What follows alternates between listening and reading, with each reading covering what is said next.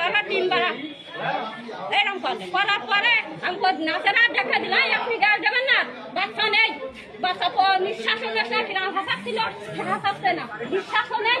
তারপরে আপনি গ্যাস কারে দেখুন, বাচ্চা তো নাই। তাই বলে এরা দেখা দিয়ে দিলাম, বলে ওষুধ নিয়ে যান, ওই শিগগিরি অ্যাম্বুলেন্স নিয়ে খুলনায় নিয়ে যান। কোয়ানে খুলনায় নিয়ে ওষুধ আপনারা খান গিয়ে, আমার নাতি ওষুধ খাবে না, ওষুধেই থাকবে।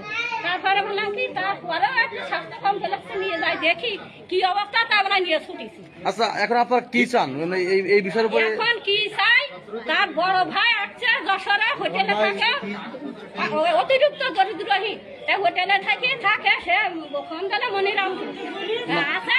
তারপরে মানে বাচ্চা, আপনি তো দাবি করতেছেন যে বাচ্চার ভুল চিকিৎসা দিয়ে মারা গেছে, এরকম কিছু না? আচ্ছা, এই ভিডিও কলে ট্রিটমেন্ট থেকে হাসপাতালে নাকি ওই শিশু হাসপাতালে? কোন হাসপাতালে দিয়েছে?